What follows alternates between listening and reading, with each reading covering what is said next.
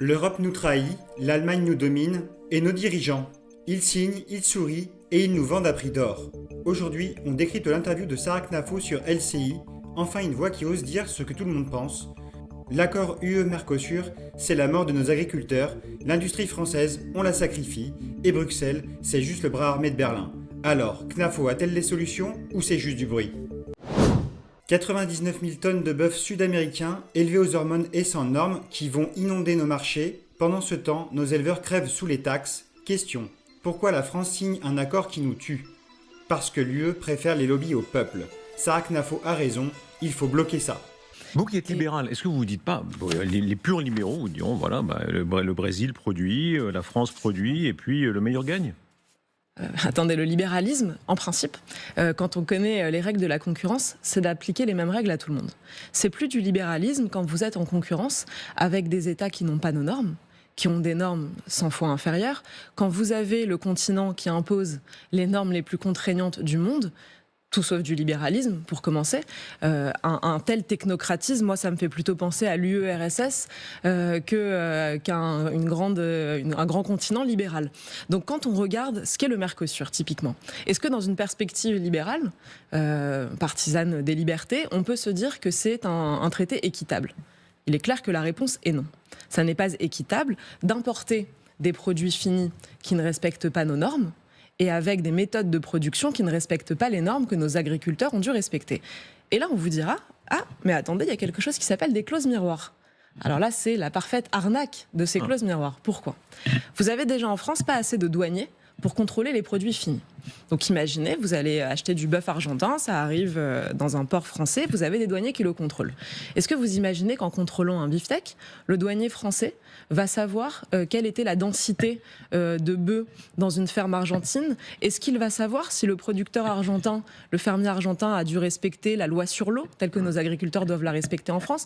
C'est impossible. Alors à l'inverse, c'est ce qu'on va nous dire, puisqu'on est dans une folie technocratique, on va envoyer des fonctionnaires européens partout, dans toutes les fermes argentines. L'Allemagne subventionne, protège, exporte. Nous, on ferme nos usines. Chiffre choc, 800 000 emplois industriels perdus depuis les années 2000. Solution, taxes aux frontières, protectionnisme intelligent. Sarah Knafo le dit, mais qui le fera ? Sarah Knafo, est-ce que l'Europe se défait sous nos yeux ? Plus tard dans la soirée, émission spéciale avec beaucoup de politiques qui s'expriment, la grande confrontation avec Marine Tondeli, elle aura sans doute un avis très opposé au vôtre, mais quand on voit que l'Europe renonce, ça aurait paru impensable il y a encore quelques mois, renonce vraiment pour de bon définitivement à l'interdiction des véhicules à essence et diesel dès 2035, c'est quasi une autre Europe. Alors ça, pour le coup, je pense que ce qu'il y a de plus positif, c'est de renoncer à tout ce qui peut tuer notre industrie. Enfin, l'Europe qui se défaisait sous nos yeux, c'était l'Europe qui a tué son industrie, qui a menacé son identité par un accueil toujours plus massif de non-européens. C'était l'Europe qui a tué ses agriculteurs, et c'est intéressant que vous fassiez le lien, quand on parle d'agriculture, de faire le lien de l'Europe qui se défait, puisque l'Europe s'est faite notamment sur la PAC, la politique agricole commune. Quel était l'objectif de la PAC ? C'était de dire les Européens doivent pouvoir produire la nourriture des Européens. C'était l'objectif. Donc on avait construit une PAC qui avait pour objectif de favoriser la production. Aujourd'hui, on est dans un modèle qui est totalement inversé. On défavorise la production en faisant porter sur les éleveurs, sur les agriculteurs des normes environnementales qui vont décourager la production, et on favorise l'importation. Donc le fait de ne plus produire en Europe la nourriture des Européens. Il y a encore très peu de temps, la France était autosuffisante. Et aujourd'hui, on est dans une perspective où on peut se dire que peut-être que dans 10 ans, il n'y aura plus d'élevage en France. Peut-être que nos enfants ne pourront jamais manger de viande française. Ça, c'est une perspective que je trouve inquiétante. Madame. Ursula von der Leyen, une Allemande à la tête de l'UE. Sous son mandat, dérogation pour l'Allemagne, normes pour la France. Réalité, l'UE n'est pas neutre. C'est un outil au service de Berlin. Sarah Knafo dit, l'Allemagne première, la France dernière. Elle a raison. Madame von der Leyen s'est conduite de manière assez contestable, en tout cas contestée en France à l'égard de la France. Elle n'osait pas ça avant, parce qu'elle doit beaucoup à Emmanuel Macron dans sa carrière, etc. Là, on voit à quel point Madame von der Leyen et l'Allemagne s'enhardit, comme si la France était affaiblie dans le rapport de force. Je suis très contente d'entendre ça sur LCI, c'est-à-dire une critique de Ursula von der Leyen. C'est peut-être une preuve aussi que cette Union européenne-là est en train de s'affaiblir. Je trouve que vous avez entièrement raison. On a le sentiment qu'Ursula von der Leyen est un peu en roue libre. C'est-à-dire que depuis son nouveau mandat, elle se prend, et on voit les images, elle se prend pour l'impératrice. En roue libre, ou est-ce que c'est un rapport de force objectif de l'Allemagne? Elle sait bien que l'Allemagne est plus forte maintenant à beaucoup de titres économiques. Encore plus intéressant que vous en parliez comme la représentante de l'Allemagne, c'est exactement comme ça que je l'aperçois moi aussi. Mais vous savez qu'en principe, quand vous arrivez à la Commission européenne, vous devez prêter serment. Et donc, elle a prêté serment de défendre uniquement l'intérêt européen. Mais en réalité, on sait tous, et on est tous au courant, qu'elle n'est qu'une lobbyiste de l'Allemagne, qu'elle prend ses ordres à Berlin, qu'elle ne défend que l'industrie allemande, que c'est la raison pour laquelle elle a tout fait pour nuire au nucléaire français, aujourd'hui à l'agriculture française, pour favoriser l'automobile allemande, que lorsqu'elle a négocié avec Donald Trump, là encore, on l'a vu, elle a défavorisé les viticulteurs et les fabricants de spiritueux français pour favoriser l'industrie allemande. Tout est dit sur l'endroit d'où Madame von der Leyen prend ses ordres. Quand j'ai entendu Emmanuel Macron dire ça se passera pas comme ça, sur le Mercosur, je veux pas qu'elle aille au rapport de force, je le prends au mot chiche. Nous verrons, Emmanuel Macron, si vous avez encore un quelconque poids. On verra le cours de la soirée. Soyons honnêtes avec Emmanuel Macron. Il s'oppose pour l'instant très fortement. Il refuse de signer. Très fortement. Et on va voir si quand Emmanuel Macron s'oppose très fortement, la réalité suit. Nous verrons, on le prend au mot et on va voir si sa parole a encore un quelconque impact sur la réalité. La gauche est divisée, le centre est faible, seule une droite unie peut imposer moins d'impôts, plus de souveraineté, une Europe qui nous serve. On ne veut pas une alliance, mais un plan organisé pour nous sortir du déclin. Sarah Knafo, on viendra à l'économie. J'aimerais vous entendre sur l'union des droites. Il se passe visiblement quelque chose. On en a hier sur cette antenne Jordan Bardella. Beaucoup en parlent, très peu disent concrètement comment ça pourrait se passer. Sur ce plateau, Laurent Wauquiez avait lâché cette formule qui a fait Flores, qui disait qu'il pourrait y avoir une union des primaires aussi, qui iraient de Darmanin à Knafo.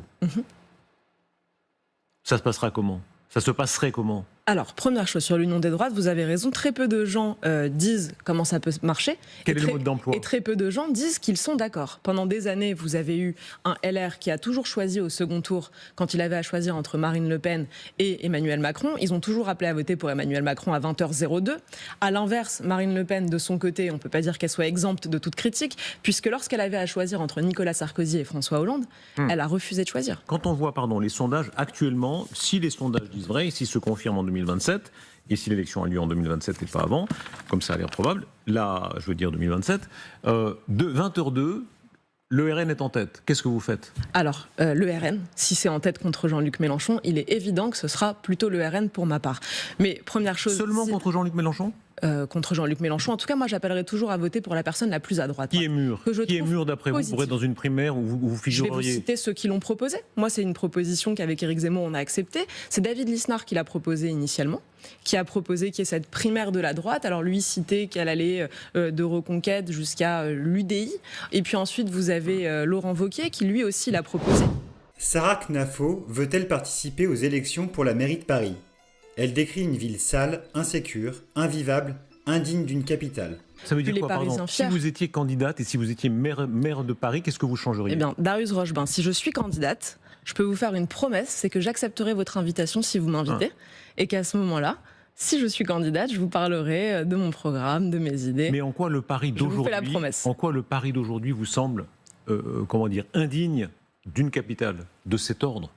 Non seulement indigne d'une capitale, indigne d'une ville française, invivable, insécure, dangereuse, sale.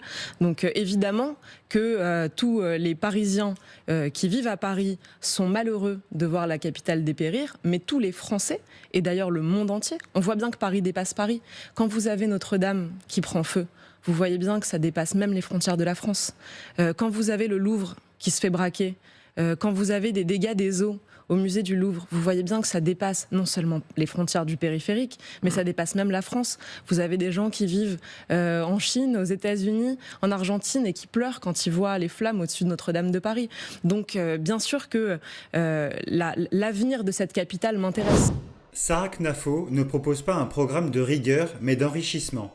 Au lieu de taxer plus les Français pour dépenser plus, elle propose de taxer moins pour dépenser moins, en baissant les impôts, en stoppant l'immigration de masse et en priorisant les Français. Sarah Knafo, l'avenir, c'est l'élection présidentielle. Vous êtes parmi les rares à assumer en France, alors on peut juger que c'est irresponsable ou c'est au contraire très responsable, à assumer le fait qu'il faudrait un changement d'époque en matière économique. Est-ce qu'on peut aller à la présidentielle en étant monsieur ou madame rigueur en France et être élu ? C'est très intéressant que vous posiez cette question parce que ça va me permettre de faire un distinguo. Je ne propose absolument pas un programme de rigueur, mais un programme d'enrichissement.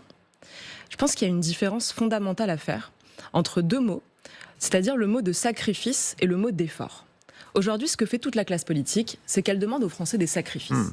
Un sacrifice, c'est quand vous n'avez rien en retour. C'est demander aux Français, typiquement, vous allez travailler 2 jours fériés en plus pour que l'État puisse empocher 4 milliards, qu'il ira dilapider pour construire des skateparks au Cameroun, pour payer l'audiovisuel public, 4 milliards d'euros, pour le dilapider dans des gabegies dans le monde entier, ou encore vous allez travailler 2 ans de plus pour financer un système de retraite par répartition qui est déjà mort, qui est condamné d'avance. Demander un sacrifice aux gens, c'est de leur dire vous allez sacrifier vos journées, votre vie et votre temps, non pas pour vous, mais pour sauver le système. Mais c'est vrai que je dis sauver le système. Je veux juste finir sur ça parce que c'est intéressant. C'est important, excusez-moi, je veux juste finir sur ça. Si vous dites aux gens, vous allez vous saigner pour sauver le système, vous leur dites même pas pour améliorer le système. Tout ce que vous leur promettez, c'est tout ne va pas s'écrouler. Pas seulement, et puis l'année le sort de vos enfants. Mais pas du tout. Alors si vous croyez que le sort de nos enfants, c'est le système par répartition, pardonnez-moi de vous dire qu'il est mort. Il faut sortir de cette illusion. Le système par répartition est condamné pour des raisons mathématiques, pour des raisons démographiques. Donc on ne peut pas demander aux gens de se saigner pour rien. À l'inverse, qu'est-ce qu'un programme d'enrichissement ? C'est le programme qui vise à dire un effort n'est pas un sacrifice. Dans un effort, vous êtes rétribué. Si vous travaillez plus, forcément, vous allez voir le résultat sur votre fiche de paye. Ce que je propose, c'est d'inverser totalement la logique économique actuelle. Aujourd'hui, ce qu'on fait, c'est qu'on va taxer plus les Français pour pouvoir dépenser plus. Travailler 2 jours fériés de plus, travailler 2 ans de plus, et à la fin, l'État, la puissance publique pourra dépenser plus. Je propose d'inverser totalement cette logique en disant qu'à partir de maintenant, il faut au contraire dépenser moins pour taxer moins, pour que les Français et les entreprises gagnent plus. Pour cela, j'ai proposé un contre-budget de 80 milliards d'euros d'économies qui permet ensuite de baisser massivement les impôts. Alors, Sarah Knafo, désillusion ou espoir ? Une chose est sûre, si on ne réagit pas, la France continuera de couler. Partagez, likez, commentez. Que pensez-vous des idées de Sarah Knafo ? La France n'est pas un pays pauvre, c'est un pays mal dirigé. À nous de changer ça.